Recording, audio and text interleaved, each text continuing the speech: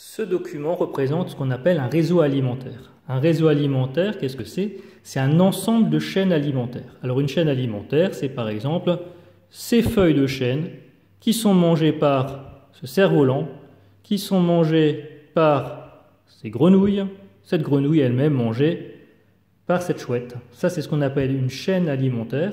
Et l'ensemble des chaînes alimentaires dans un environnement, on appelle ça un réseau alimentaire. Donc on va parler des régimes alimentaires.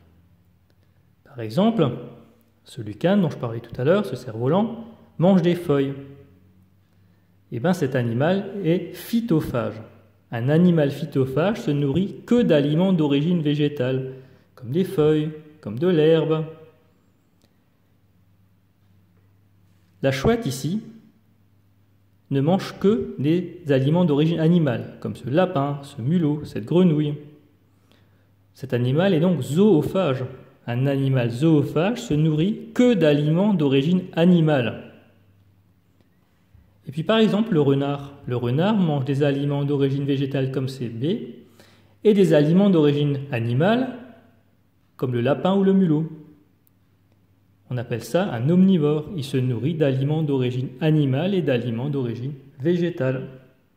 Voici les trois grands régimes alimentaires qu'il faut connaître.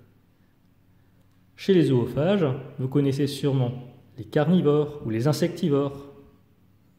Chez les phytophages, vous avez par exemple des animaux qui mangent de la sève, vous avez des herbivores, etc., etc.